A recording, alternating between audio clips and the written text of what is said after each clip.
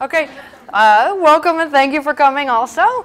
So this is the last of our three sessions, and last time you voted to talk about team-based learning, and so that's what we'll talk about today. And the way I've organized it is to give you a little introduction and then a demonstration, and that's what your reading is about. I'll show you a little data, and then finally I'll show you how I use it, because I just think a specific real-life example is usually the most helpful thing. There's only, 6 of us here, 7 of us here, so feel free to interrupt and ask questions and as you go.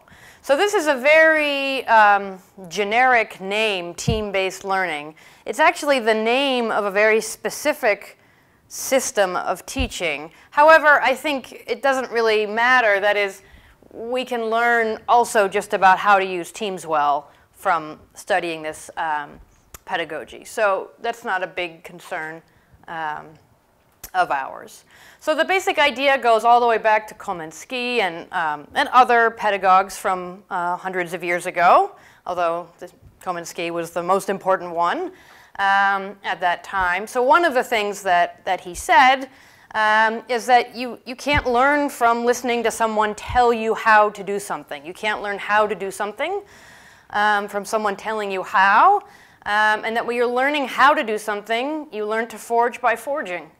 So it's never the case that the forge master will say, the blacksmith will say, this is how you work things with iron. They just do it.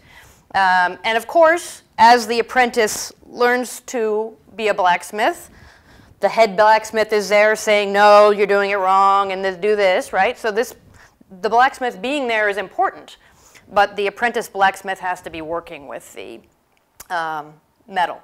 So same thing as what Komenský said, well, this should be the same thing for learning how to think or learning how to speak German or learning how to reason in science or whatever it is that we need to practice in order to do anything, to learn to do anything. So in the modern world, this has led to many different pedagogical innovations, and a lot of them have the same basic idea that if historically, and we've talked about this some in our first 2 workshops, if historically you think, well, you come to class to get the basic information, and then outside of class you study and work with it and think about it, why not do the reverse? Because now there's lots of basic information available easily outside of class in textbooks and on the internet and videos. So why not have students learn the basic information outside of class? And then when they come to class, you can do what they would normally be doing at home, which is using it and applying it and thinking about it, if they were doing that at all. So when my students come to class, these are some of my students working with some of the material that we have. And I always put myself on this slide, and maybe I had a similar slide before as well, because I think often we think like, well, if the students are just going to come to class and we're going to give them problems, what are we for? What are we needed for? But it's absolutely critical that you as the instructor be organizing everything and that you're there like the head blacksmith saying, no, not like that, like this, and yes, that's good, and so on, providing information and feedback as the expert to the students. So many of us have tried using teams in our classes before, and it's gone badly, or we have memories of being in a team and we had to do all the work, or the other people didn't even show up, or just bad experiences, right? I think we've all had a bad experience of being in a team. So you have to think about what would make a team work well. And what the literature says about what makes a team work well is basically there have to be 3 things that are true. One is that the people who come to the meeting, to the class, whatever it is, have to be prepared. They have to know what they are here for. They have to have the basic information they need to solve whatever problem you're trying to solve. They have to be ready. And for our purposes, usually that means that when our students come to class, they have to know what we're going to be talking about, and they have to have some basic information about that. The second thing is, teams will only work when we give them something This application means that they're applying what they knew before class or before the meeting, whatever, to some problem. So if you bring a team together and say, why don't you guys talk about the American Revolution? Or why don't you talk about the Velvet Revolution? Why don't you talk about what verbs are like in German? Well, they'll just sit there. That you haven't given them anything real to do. You haven't given them anything to solve.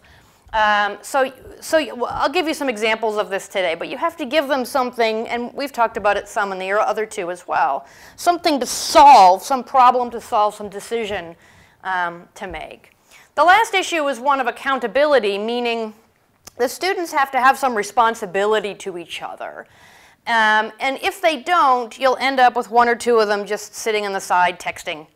And if you want to avoid that problem, you have to make it the case that they can essentially affect each other's grade a little bit, each other's mark, or at least that there's some social capital, some value there that they're losing if they're not participating in the decision. And we'll talk more about that later as well. If the students are ready, and then you give them something interesting to do, and there's some pressure to be involved in it, you can produce wonderful, wonderful teams in any context. So the idea of this particular pedagogy, and again, you don't have to do this to use teams well, but this particular thing that I'm going to be demonstrating today basically says, well, what you should do is you study outside of class just the easy stuff, nothing complicated, just like the vocabulary of the issue, whatever you'll be talking about. And then you come and you take this little quiz. So what you guys are about to do in a minute is take a little quiz on this reading that I just gave you. And then you give the teams increasingly difficult problems to work on. And these can all be in class, or you can give some of them as homework if that's part of your university culture to do that. However, that's not really necessary. You can keep it all in class after that point if you like. And then when the students take an exam, it's usually an individual exam. That is, team-based learning doesn't assume that there's a team exam, although some people do give team exams, and we can talk about that if you want to. But for most people who use this type of teaching, the exams are individual. Okay, so just to show you what this is like, I'm going to give you a little quiz on this reading, and you should take it individually, and don't look at your reading while you're taking it, okay? So no cheating. Don't look at it. It's just 3 questions, 2 on the front and 1 on the back. And if you don't remember, just take your best guess.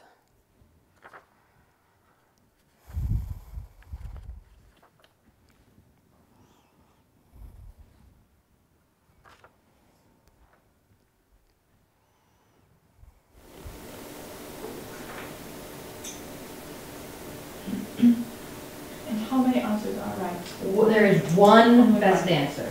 There's one best answer.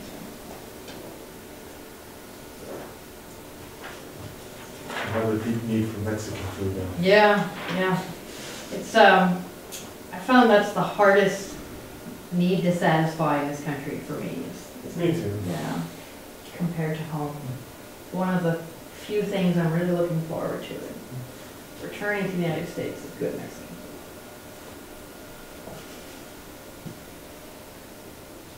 Made by actual Mexicans. Okay, so what happens now, I think maybe you guys can be a team if that's all right, is that you take these cards, which are like lottery tickets, and you scratch off, so you'll need maybe a 1 or 2 crown coin, something like that. A key works if you don't have any coins. I think I have some coins in my pocket if you need one. So if you think the answer to number 1 is A, for example, you would scratch off A. And if you're correct, you'll find a little star underneath it.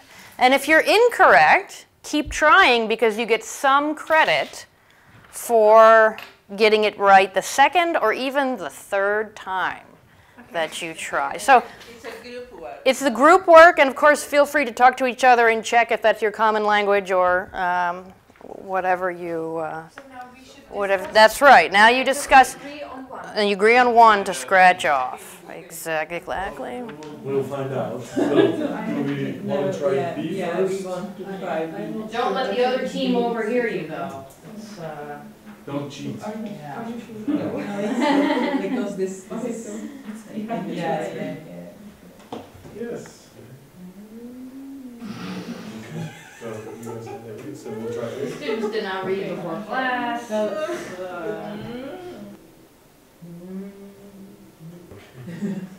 put all the pressure on me. Thank you. pressure. Here I go. Nope. But you were You doubted yourselves. Okay. You doubted yourselves, and you what happened. Yeah. So what do we want to try? But it was so complicated. It's gonna get better. Which one do you want to try? Yeah, well, Yeah.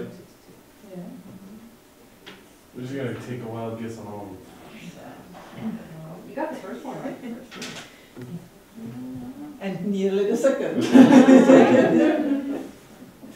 So now you can, while they're finishing, you can look back on your reading and see if you can find the answers on there. See if they were in there or not. Did you find the third one? Yeah. Yeah. Yes. You did it with the ghost pepper. I've done it with the habaneros. Yeah. Yeah. Maybe you're pretty tough. No, Maybe. just Mexican. Yeah, well, aren't those related? But Not really. If you see the relations there, That's there's kind a of lot of. That's kind of a funny jump. What is the unit? Yeah. It's the Scoville heat units don't have a unit, right? Yeah. Because it's just the No, I mean, subjective- but here it gives some picture, some Numbers. numbers. Yeah. So So it's yeah, like so on it's the related scale. to a standard, yeah. But it doesn't have any independent meaning separate from the standard.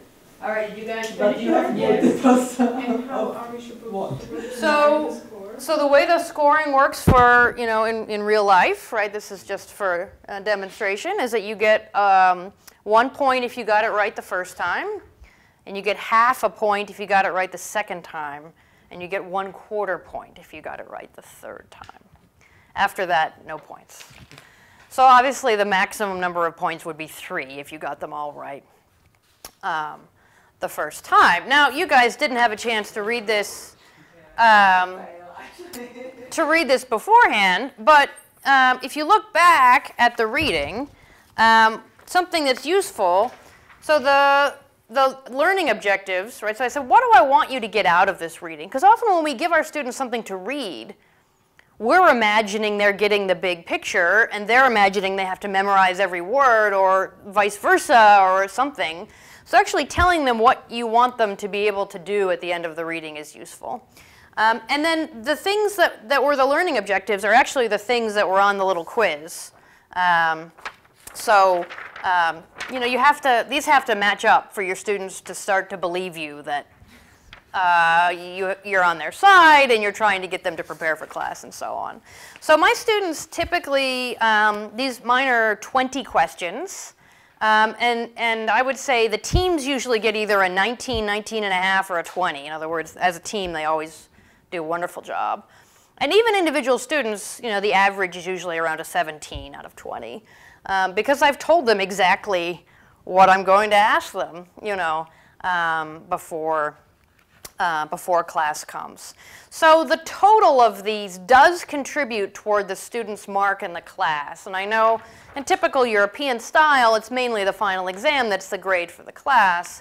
But there's a lot of evidence that breaking that up a little actually can stimulate students to study earlier and to do work in preparation for class. So for my students, all of these together, and there are 7 throughout the semester, are worth 10% of the student's grade. So it's not a huge amount, but it's enough to make them read and get ready for class. If it's not enough for your students, make it bigger so you can see what motivates your students. I find that in the beginning of the semester, my students are motivated by the grade. They're worried that they'll fail the quiz. But after the second or third one of these, their main motivation is not to look stupid in front of their teammates. So they prepare for class so that the others don't think that they're stupid. This may or may not work for your students too, so you just sort of see what motivations work. But if you keep the same permanent teams, which is a big, important thing to have the same team every time, if you keep a permanent team, there begins to be this sort of social glue that makes people behave better than they would otherwise. And sometimes they'll even study together before class. They'll say, oh, let me meet you an hour before class and we'll get ready for the quiz or something like that if they have time to do that. So then what happens in class, and I'm just going to give you one example of this, is that the students then use that information to solve some problem. So here's the one that you're going to do. Well, first let me tell you how to create these, and then I'll give you yours.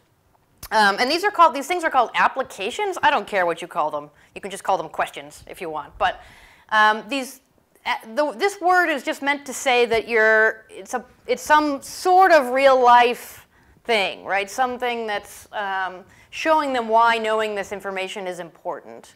And so there are 4 things that will make students have a good discussion about some problem that you give them. And if you decide after today that you hate team-based learning, the one thing I think you should hold on to is these 4, they're called the 4 S's. Because these are, I found, tremendously useful in a wide variety of contexts. One is, when you give students a problem, make it something that feels, it might be toy, but some real-ish thing to do. Don't say, which nerve is responsible for moving your finger. Say, what would happen if you cut your finger with a knife? What couldn't you move? Like, this is much more, it's basically the same question, but it's more interesting for the students.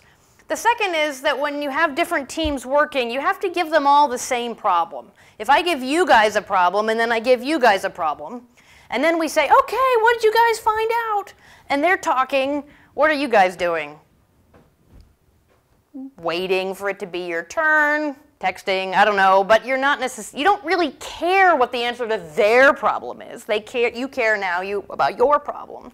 So if you give all students the same problem and then we say, what do you think? And they say, well, I think A, and you guys would be like, well, what do you mean? B is obviously the best answer, right? So you have some emotional investment in that. So always give the students the same problem to work on. It might not seem efficient, but it produces a lot more energy in the room. The one that was hardest for me to get on board with, I think, was that you actually don't want to give students an open-ended question. You want to give them a decision to make. And this decision can involve using a lot of complicated information to solve a problem.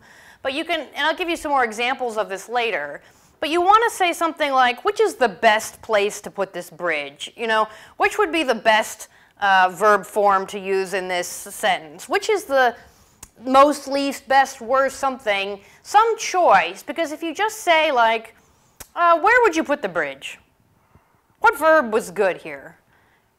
Find an example of this. Well, it's not very interesting. One person will say, well, I think this, and it doesn't stimulate very much conversation, but if they have to make a choice, teams are really good at starting a discussion around how to make a choice. And I often think of it like a jury trial, that there's lots of complicated information that you have to decide, should we convict this person or not, right? In the end, you have a very simple decision to make, but it's based on a lot of complicated information. The last piece is that the students actually have to all vote at the same time, and you guys have seen before the use of these. Now Danny uses them in her classes. So we have an additional advocate for them. You don't have to use these cards. You can use these voting clickers, or students can vote on their phones, or they can hold up fingers, vote A, B, C, So it doesn't have to be these cards, but some way where they're all voting at the same time, because otherwise, you say, what do you guys think? B. What do you think? B. What do you think? B. What do you guys think? Well, you thought C, but now you're like, B, right? Because you're like, obviously the answer seems to be B. So So if everybody votes at the same time, you see, so there's this team back here that picked D, and you wouldn't have ever seen them, you know, if we hadn't all voted at the same time in this particular class. So you want to find out what people are really thinking, because we want to get sort of the wrong ideas out there so we can discuss them and students can move on from them. So here's your example of one of your application question. You're going to eat a hot pepper and then decide how to fix it. So see what you think. No, it's okay. I can walk around to my circle.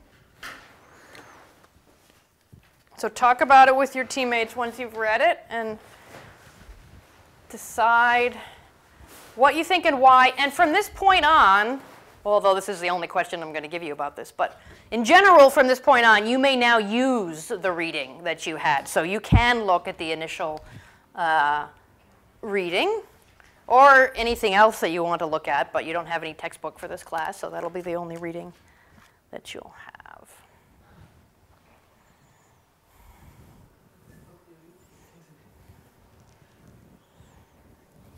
And the reading can help you. I'll give you a hint. The reading can help you.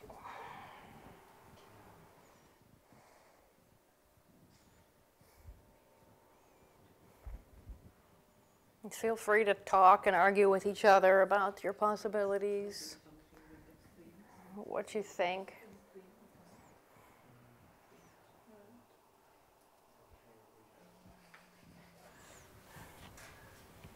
You guys decided? You guys decided? Okay, so the way I do this, you guys have seen this before already, is I'll say 3, 2, 1, vote. Ready? 3, 2, 1, vote. Okay, you agree with each other. That's bad, but as we only have 2 teams, sometimes it's inevitable that the teams agree about this. Can you guys defend your answer? Yeah, because when it's something hot, just put something like, not milk, but some cream, yeah. Okay. And because it was also in the text. And What was in the text? It said cream? It was not cream, it was... What is it about cream that makes it good? Okay, so it's diluting with sugar, water, or something sweeter. So it can be sweet, but here, what's the thing about cream? Not that it's sweet, but that it's fat. And why is the fat important? Because it can dilute the Not just dilute it. It doesn't. It could be language issues too as well, but it's not that it's diluted. It's not that there's less of it. What does the fat do? the layer, like the. What is it about capsaicin? It causes the feeling of good feelings. Causes good feelings. I agree. How can I disagree with the Mexican pronunciation? That's not about feeling well here, obviously. We want to. What do we want the capsaicin to do? We want it to dissolve away from where it's binding in our mouth and get out of where it's attached. So we want something that the capsaicin will dissolve or disappear into, essentially. And so for that, that's what? What is it soluble in? Both fat and alcohol. Hence your choice, right? Yes. Hence your choice.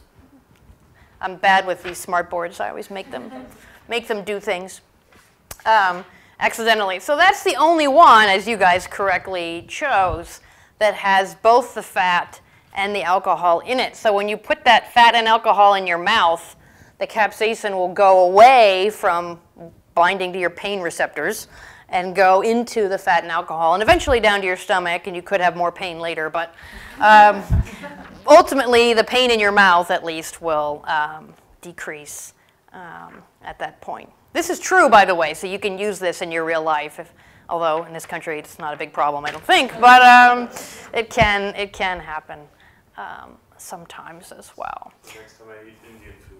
Yeah, exactly. Especially the one that has several peppers next to it on the menu. On the menu, absolutely.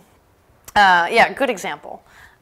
for that. So this is, you might say, is this a real world example? Well, kind of, right? It's not important in any solving the world's problem sense, but it's something that the students find interesting to talk about, right? So you take what you're having them learn about and then you apply it to some real world situation. The other application that I would use with this is saying, well, what if you decided to open a restaurant and you're going to test the peppers to see how hot they are? Which of these two methods should you use? And for the purposes of time, I'm not going to have you guys go through this application, but the purpose of it is not even necessarily that one of these two is correct. Actually, there is no clear correct answer to this application question. But by the end of the discussion, students know very well the pros and cons of these two methods. And that's what you wanted, right? That's what you wanted them ultimately to do, is to learn about these two methods.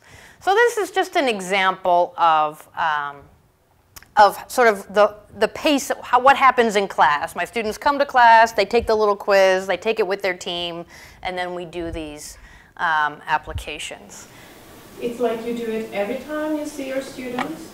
So I divide up the semester into 6 or 7 what I call units, which just means sort of like broad topics that we're talking about. And for each one of those, we begin with that quiz and so on. And so if it's a day when we already did that quiz for this unit, then we come in and go straight into this type of thing. So I don't have any scheduled lecture during my classes now, but sometimes it'll just come up. People will say, well, I don't understand why dissolving something would make the pain go away. And then I'll say, oh, I need to explain about receptors. And so then I'll start drawing.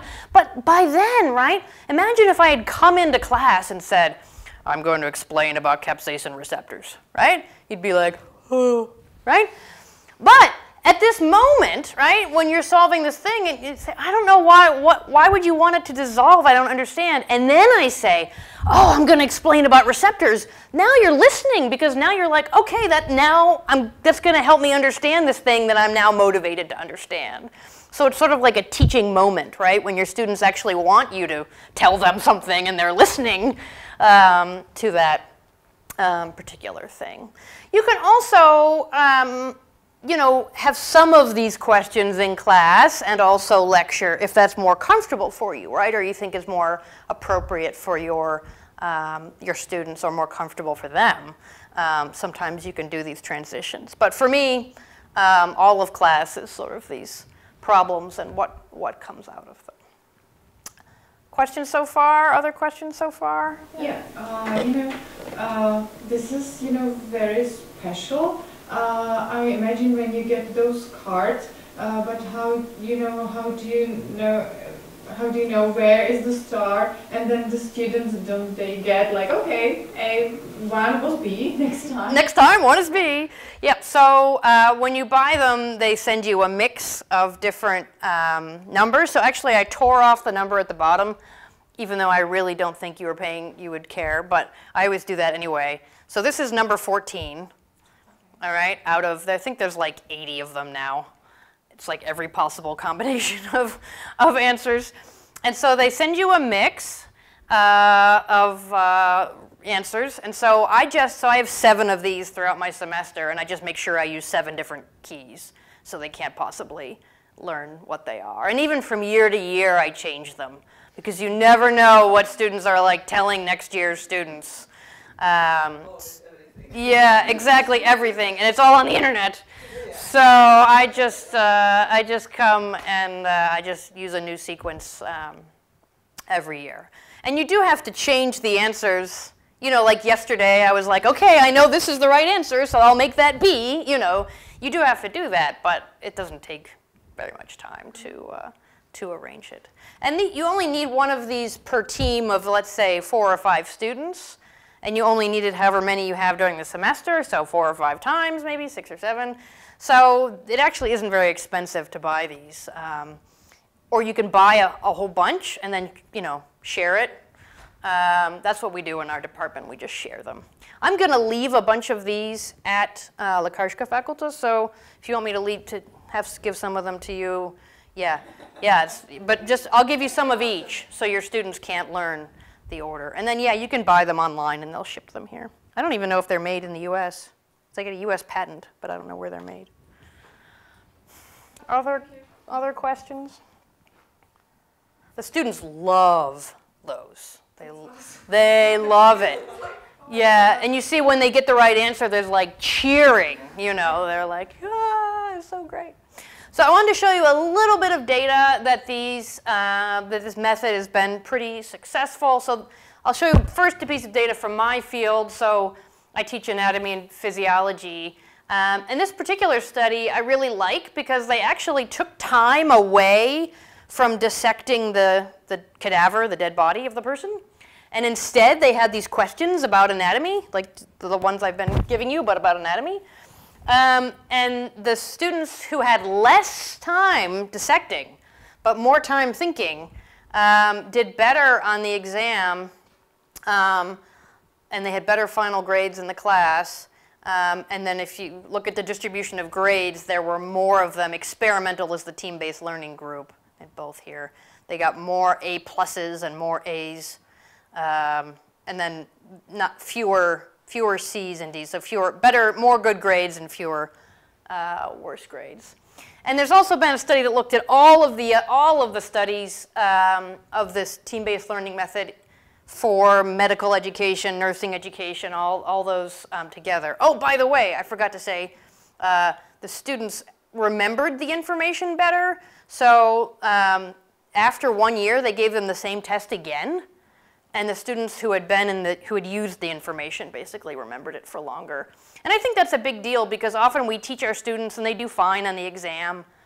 And then they go to the next class or they come back later and they can't speak German or they don't remember their physiology when they go learn pathophysiology or whatever it is. So I think when students are using information, we know that helps you use the information for longer and not just memorize it.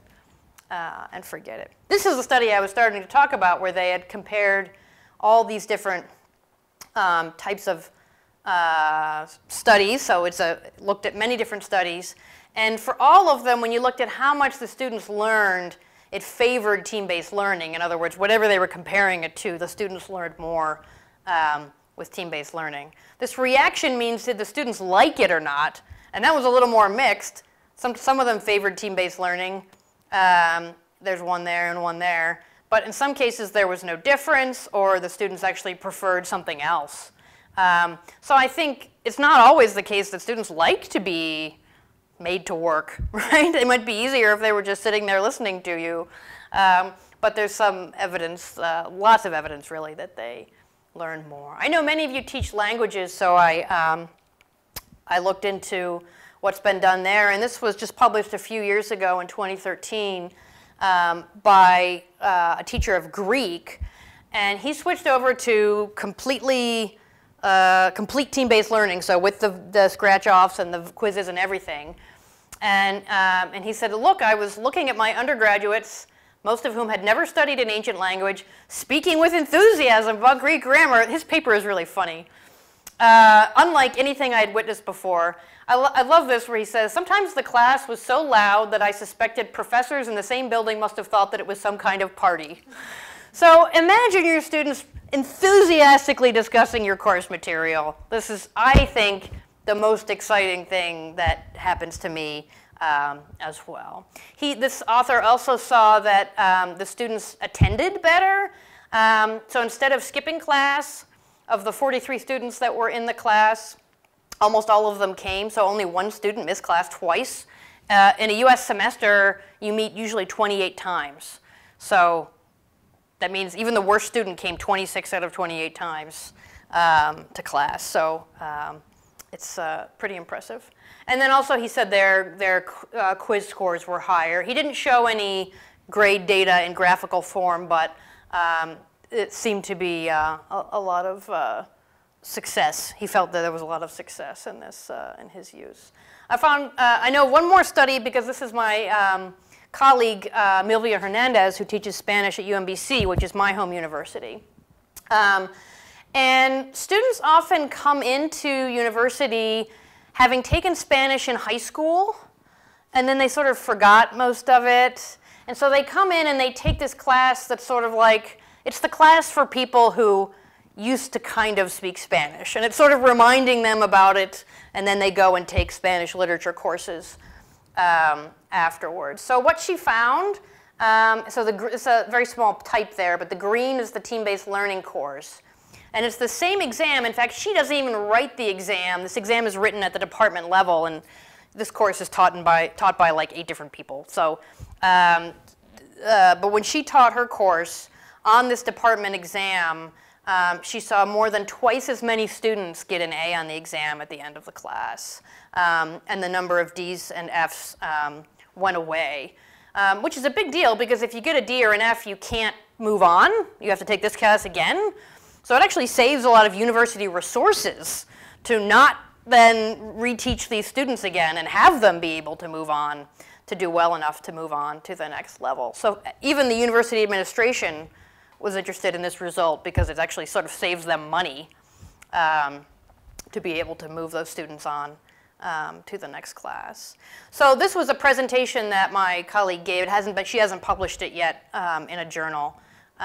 But if any of you want to contact her, I can give you her email address because, again, I know some of you teach languages if you want any more information from her. So the last thing I want to do is just show you how I use it in my own class a little more specifically, how I organize it. So in a US semester, you normally go from the end of August until the beginning of December for the fall or winter semester. And most US classes meet 2 or 3 times a week. Mine meets twice. I don't think it really matters if your class meets once a week. It doesn't make any difference for this particular class, but that's why this has this format that we meet on Tuesdays and Thursdays. So I divided my semester up, as I said earlier, into 7 pieces. And then this rat is the name for this little thing. You can see that the quiz you have says Readiness Assessment Test. I don't care what, it doesn't matter what you call it. You can call it the reading quiz. But my students know that it's called that, so that's what that is on that little exam, and that's what on this document, that's what they call it. So that's what that means. So they know that every Tuesday when they come in at the beginning of a unit, there's going to be this little quiz. And then we talk about the information more deeply, and I'll give you a video example of that in a minute. And then at the end, they either have to do a really hard sort of team effort thing together, or they take a test. So every other one, they take a test, an exam, basically a small exam. And then they have a final exam, too, which isn't shown on here. That's in the 2nd week of December that they have their final exam. So it's a bit different, obviously, than European style, where most of the points come at the end of the semester. But by giving students these exams, smaller exams earlier, you provide a lot of motivation for them to learn. And as I think I showed you last time or 2 times ago, they actually learn more total if they have these additional little tests in between. You can teach this way even if you don't give more tests, right? You could do this, give students questions and reading quizzes, and just skip all that part and still only have a final exam. So I don't think you need to switch over entirely to, a US-style model in order for this to work. It works perfectly well.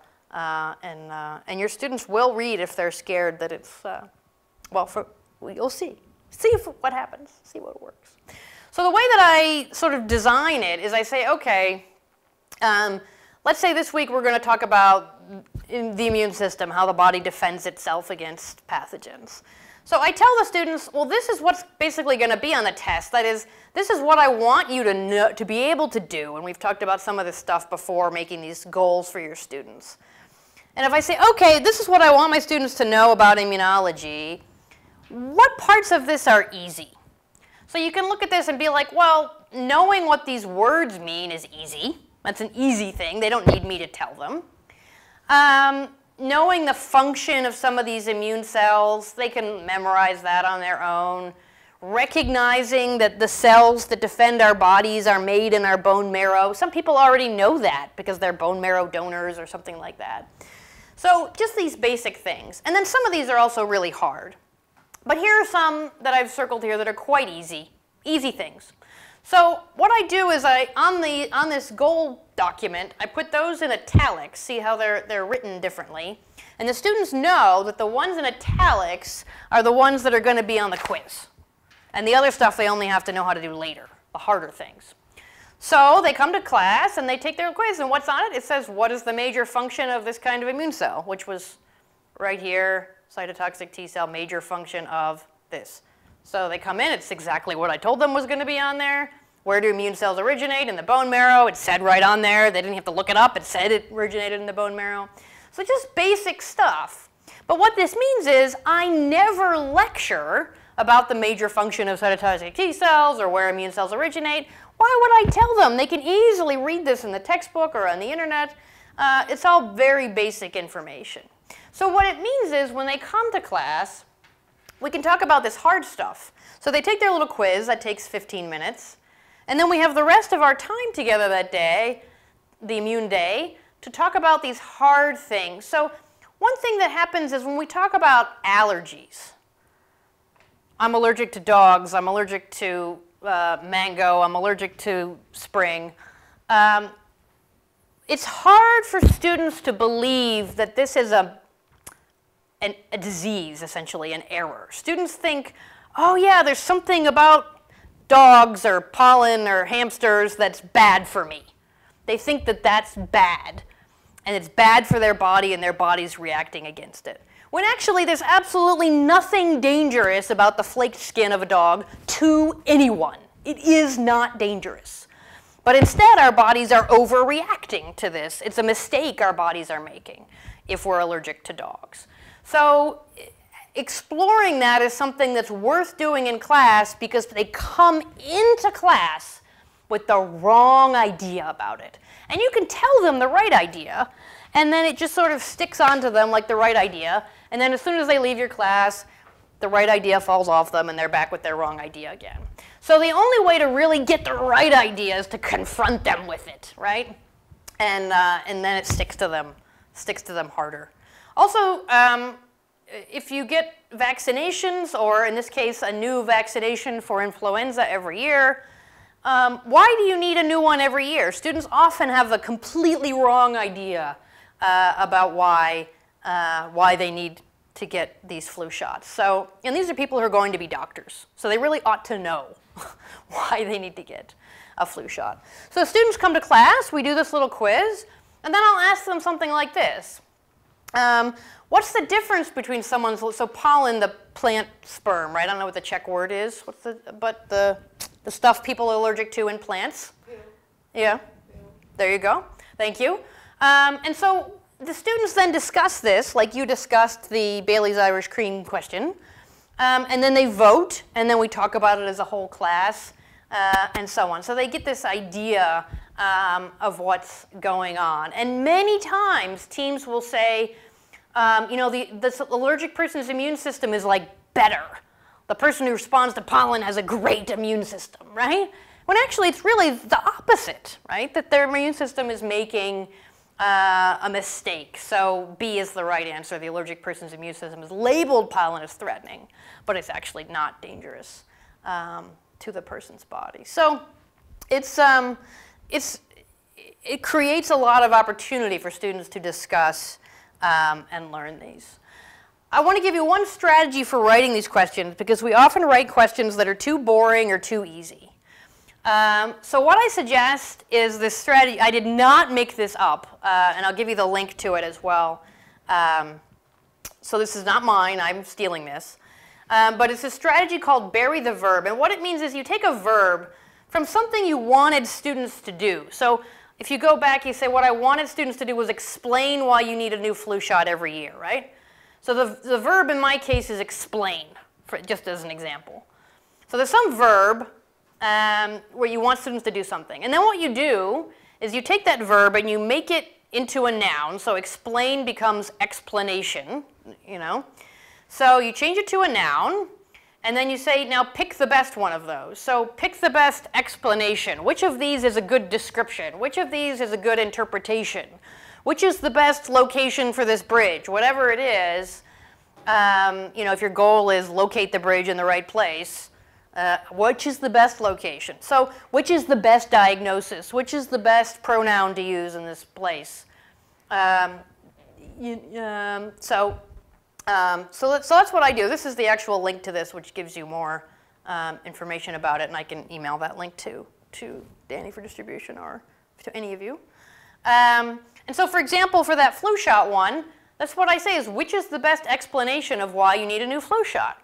So what I then include here is, of course, the right answer and everything I think the students are thinking from years of teaching. I know what they're thinking, right? You know what your students get wrong with German and Russian and history and English and everything, right? And so you know where they're likely to make mistakes. And so I know that these first three are all things that my students think, when actually the fourth one is the only correct one. It's the flu virus is different than it was last year. By discussing this, I think students learn not only what the right answer is, but in the discussion. If I just said, well, the reason is because viruses evolve, what happens? Everybody writes it down, they get it right on the test, but they don't really know why these are wrong. They don't really know, they haven't really thought about it. So, but in that discussion with their teammates, what happens, and you can hear it as you walk around the room in a class like this, is you can hear them saying, well, but isn't this true? And then somebody in the team will say, no, I don't think so, because this. So they're really teaching each other, you know, what the reasoning is there. So I do a lot of best, worst, most likely, least likely. If you could only do one thing, which of these things would you do? If you could only get rid of one thing, which of these things would you get rid of? You know, what's the worst mistake in this English sentence? You know, what's the most incorrect fact about Czech history in this paragraph, or whatever it is, and then something interesting like that. So something I do a lot in biology are these sort of keep one, get rid of one, because you have to think about each one. And there also isn't always a right answer, but usually some answers are better than others. So just as a final example from that immune system, I often say, well, there's going to be some aliens coming with their ray guns, bzzz, and they're going to destroy 3 of these organs in your body, and you get to keep one. Which one are you going to keep? Now, this is obviously a stupid question because there are no aliens with ray guns, right? But it's really interesting. Students are very invested. They're like, no, he's not going to take my tonsils. That's horrible, right? They get really invested in this question, and they have great discussions about this. And then usually they eventually come to the best answer. One year I had a non-traditional student in my class who was in his 40s. And it just happened to turn out that he didn't have a spleen, a thymus, or tonsils. So he was like, well, it must be D because otherwise I'd be dead. And he was right. He'd lost his spleen in a motorcycle accident and had his tonsils removed as a child, as many of us of that age did, at least in the United States. And the thymus only exists in children, so he didn't have that anymore anyway. So it just provides a lot of discussion, even though, of course, it's not real life type of question. It's fun, and students learn. As a course of discussion, as they discuss, they learn what all these things do, right? And that's what you wanted in the first place. So, so that's what I do. Okay. The last part then is the students vote, right? You guys held up your cards. Then what happens? And I think our temptation is just to tell them the right answer. And so I want to show you a little video where I don't do that, to show the value of not just telling them the right answer immediately afterwards. But the main thing is, if they're thinking wrong stuff, you can't just shove it back into their heads. It has to come out so they can see, like, wait, that doesn't make any sense. And that's the only way. There's a lot of cognitive science to support this. That's the only way they're going to stop thinking it, is if they see that it's not true, not just you tell them that it's not true. So I'll show you this little video. It might be too loud, but then I'll turn it down in a moment. And this is 4 minutes long from my anatomy and physiology class. The beginning is silent. So the students were working on this problem where they had to draw how your intestines work. Okay.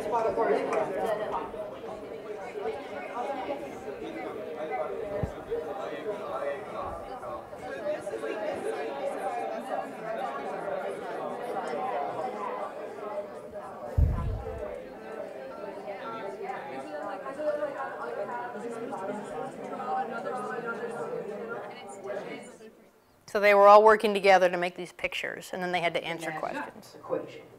How does this change in ATP production, which we now know is a decrease, affect the rate of glucose transport by secondary active transport from your gut into your body? Well, I have Rasmus, we just saw. That's all. Well, we said it would slow down because the rate of ATP production would decrease in the gut. But the cell could realize this and then start making more, just absorbing more. So what he just said was completely wrong, but very common. So how could so the cell is getting glucose by secondary active transport, right? Yes. So what could it do to absorb more glucose to make up for that deficit? Okay. See, he's already beginning to see that it doesn't make sense what he said, just beginning to. Keelan, what do you think? Well, we said that it would slow down the rate of glucose transport because we already said in the first question that you have less ATP production. You need ATP to pump out the sodium, to pump in the glucose. So if you have less ATP, you can't pump in the glucose any faster, no matter how much you want it. Right. Agree, disagree? No. Joe? Is it possible for more glucose? Oh my God, that freaks me out. Be proud. Is it possible for more glucose to sneak in with than like is it like 1-to-1 always? She's just saying the same thing that the first student said. Sneaking. Riding on the back of I don't know. So thinking about them. So what method of transport was that they used? It was secondary active transport. Okay, secondary active transport. So. Is it, if there were two Katies, or if Katie and Mo were out there, could Mo have also snuck in with We'd Sandeep? been acting it out earlier. That's possible. That's what I don't know. Can Sandeep only take Katie, or could he take Katie and Mo, both glucose molecules, in with himself? What do you think? Should I pick them up here? I don't know if it's a 1-to-1 ratio, but I remember reading that the sodium glucose transport, wasn't it a symport protein? So doesn't that mean it will only it can only have two things going at once? I do know what you mean. I do. So let's think of it this way. Let's say Sandeep was an enzyme that made Katie from a glucose into a fructose. Could he convert two Katies at once? Why not? He can't handle it. Why not? What does an enzyme have or do that makes that? Steve? One active site. And what does that mean? What is an active site? What is that? It's the place where what? The place where the enzyme and substrate bind, we could say, meet and do that. All right? So you might not know much about transporters yet, but you can think of them like enzymes. Same thing. So when Sandeep's over here, binding to Katie, and the way we did it. Yep. So it goes on for a bit, but basically that one's over, and then we'll do another one from that point. But those 4 minutes, I mean, you might say, well, that's 4 minutes of wasted time when you could have just said what the right answer is. But I think ultimately, then the students who thought, oh, the cell can just make up for it, wouldn't understand why that was wrong, and they would continue to basically feel that it was true in some way. Whereas I think going through that process helps them at least begin to see that the way they were thinking about it wasn't exactly right.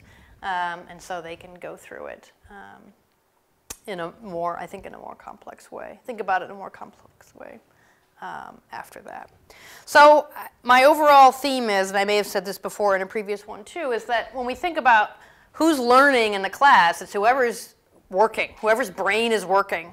So if your brain is the only one that's getting ready for class and working in class, then you're the one who's learning. But the point isn't for you to learn, it's for them to learn. So they should be the ones doing stuff. If you want to know more about this type of teaching, there are some books you can read. I think those books are not available in Czech. They are available in some other languages besides English, but as far as I know, not in Czech. And there's also a website that's quite useful. And you can join the listserv for free and get the emails from people who are doing things, and then you just get some ideas from them and you can ask them questions. I put myself on there because I'm supposedly a trained consultant trainer in team-based learning, so I know lots about it and I can tell you more if you want to know as well. Kominsky says, you know, we need to find a way that people learn more, and sometimes that can involve less so-called teaching. But the students gain more long-term out of it in the end. So, thoughts, comments, criticisms, questions? I have a question. How long has this method been used? Well, I mean, of course, people have worked with teams off and on for centuries, but the whole sort of system was invented in the 1970s. Invented, I guess I would say, yeah. So since the 1970s, it's been used routinely in US medical schools, nursing schools, since like 1995. So for 20 years, it's been, and then it's becoming, I would say over the past 10 years, it's become broadly more popular, widely used outside of just medical sciences.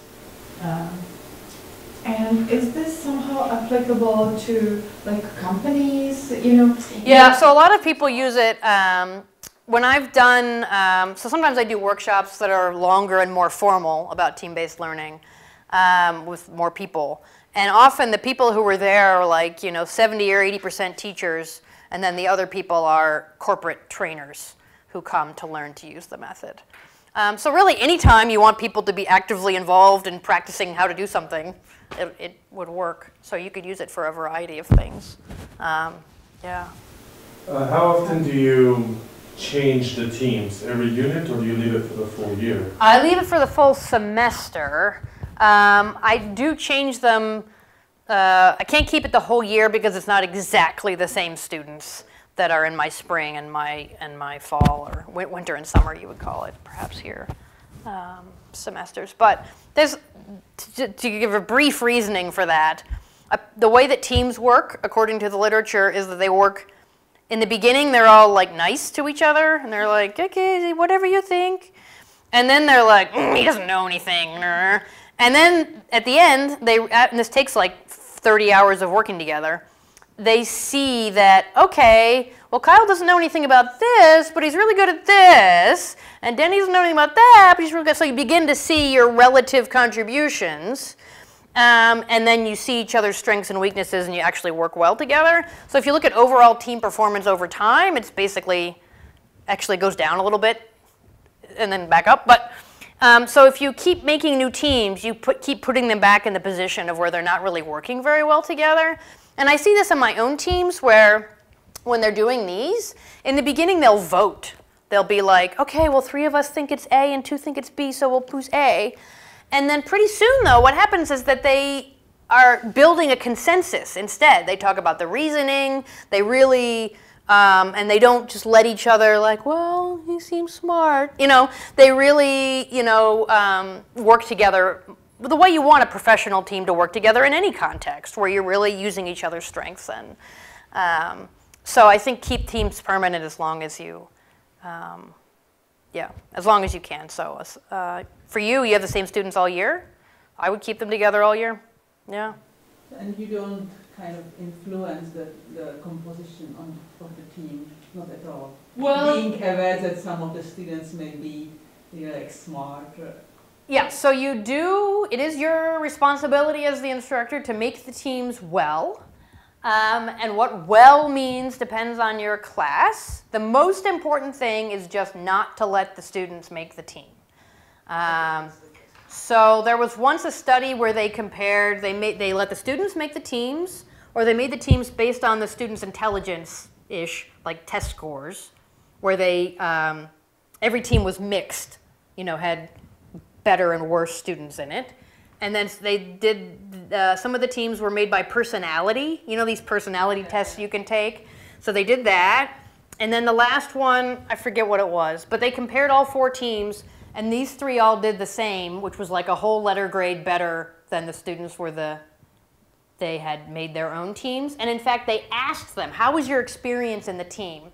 And the ones that rated their experience in the team the worst were the ones who had made their own teams. And so we know why this is, right? Because they're not really working together. They're talking about the things that they already had in common that made them friends in the first place, that made them join the team. So they weren't really working on the material in the class. So I make teams by choosing criteria. This is what I recommend, really. Choose some criteria that you think affect how well students do in your class. So when I'm teaching, I say, have you shadowed a doctor before? Have you worked in a hospital before? Is one of your parents a physician? So these are all students who are going to be doctors. And then every time I name one of these things, all the students who qualify line up around the side of the room, and then they just count off. So every team has one person whose parents are a doctor, and one person whose parents were born outside of the United States, and one person who you know, took the virology class, so they know about viruses, and one person who got an A in chemistry, and whatever, you know, so that they all are even. And so it depends what you, actually there's whole software programs. There's one that was free until last month called Catney, which I used to love, but now it's not free anymore, where you could put in anything. You know, you could put in all your criteria, and the students would enter it, and the computer would make the teams. And it still works, but it's not free. It was free for years. So sad. Your university could join it, and then it would be free for you, but the university has to make that decision. Yeah. I am using the elements of the team-based learning in my lectures. It's really very funny. I combined it with new media, with the working with internet, with tablets and so on. Mm-hmm. It's really very interesting. Mm-hmm. But I have 2 problems. Okay. One problem is with the time, because I ask very often the students to search some information in internet and to work with something like this, Mm-hmm. with questions and so on. And I have a problem because sometimes I hear from the students, oh, we are so hurried, we are in the stress and so on. Mm-hmm. How do you make it? So how do you plan the lesson? Because I think every group, they don't work at the same rate. Yes. And then we'll get to your second question as well. So in my opinion, we tend to give them too much time. And in general, what I try to do is I walk around the room, and when about 70% of the teams are done, I'll call the vote.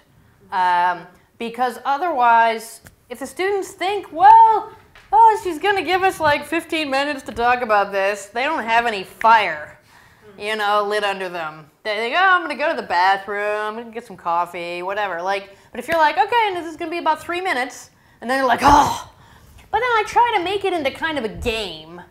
And then these application questions here, that doesn't count toward their grade. So if they're wrong, it's okay. They just learn from it.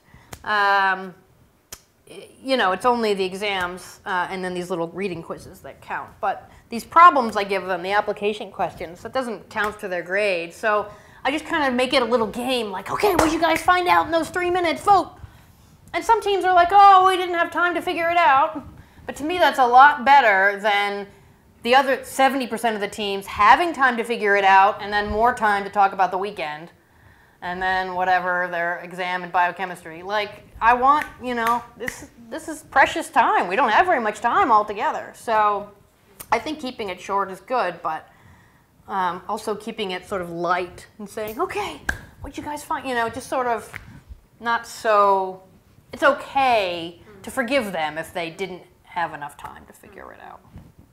Okay, what's your second problem? Second problem. I make, after every lesson, my students write something like exit tickets. So Perfect. something like it was positive, it was negative, and so on. Yeah. It's anonymous, so it's okay for the students. And everybody is really happy with this method. But one person in my group write every time something like this. I have problem because I'm too silent or something like this, and I know the other members in my group think wrong things, and I know I am right, but I have no competence or something like this to tell it's me. So I am here right. And this person criticizes this method because he writes every time, okay, it's not good because I know I am right, but my group tells after our work and so on wrong things, and I can't do something with this. Yeah, I mean, I think it actually, I think we have to be aware that to some degree, doing it the way that we did it today, and maybe the way that you do it, is a little bit favorable to extroverted people. People who, as soon as they see a question, are ready to talk about it. So there's a few things that I would say. One is that something I do sometimes, and we didn't do it today, is to do sort of what we call think, pair, share, which just means that I'll put a question up, like any of the ones that I just showed you, but then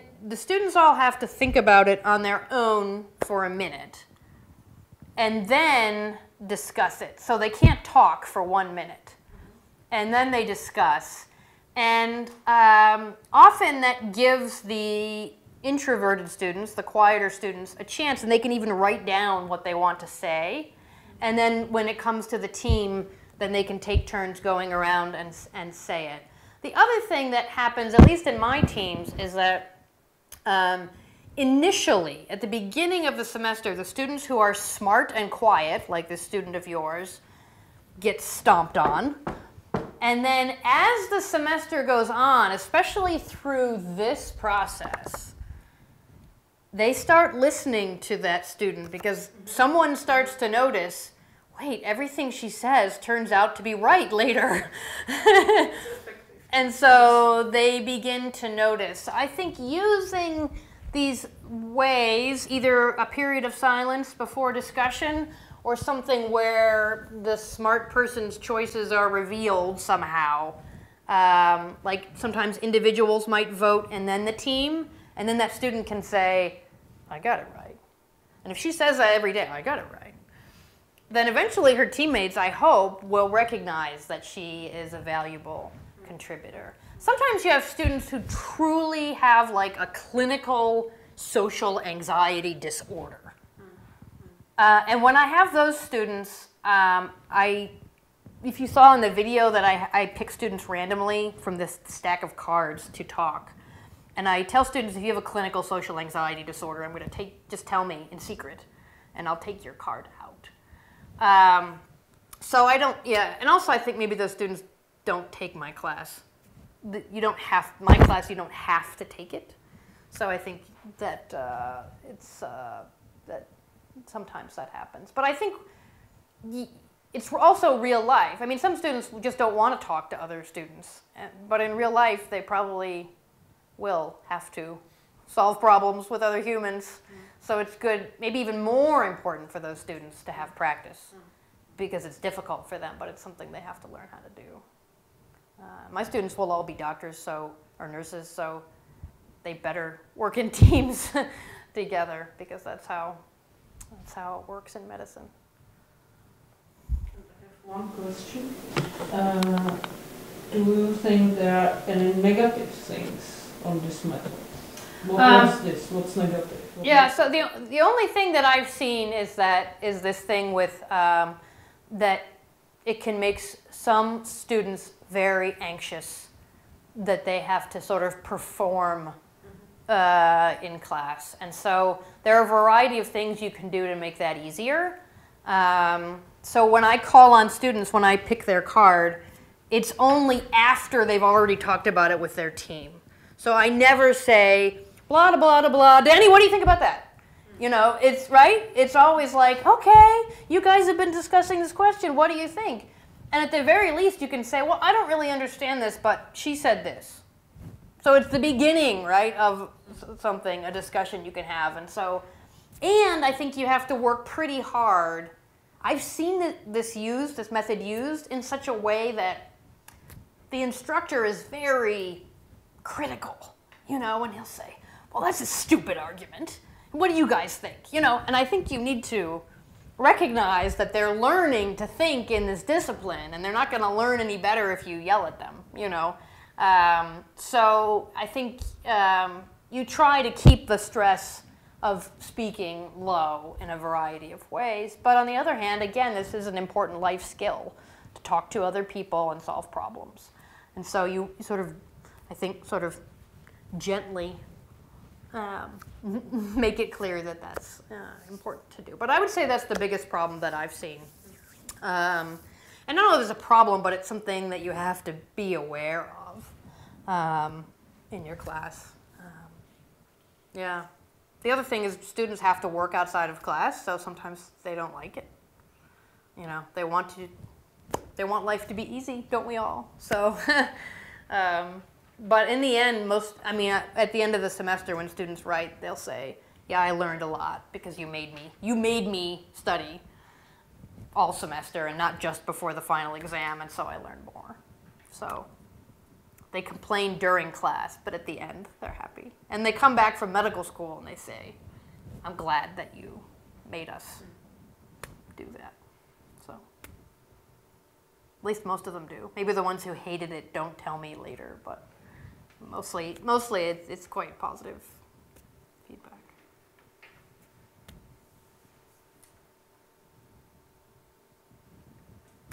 Thanks for coming to all this stuff, and so this is the last one, but if there's anything I can do for any of you in the future, I won't be dead, I just won't be in the Czech Republic. I mean, I hope I won't be dead. So you feel free to email me, we can Skype, or if there's anything I can do for any of your colleagues, recommend them a book or an article, or just let me know. So I'll still exist. I hope.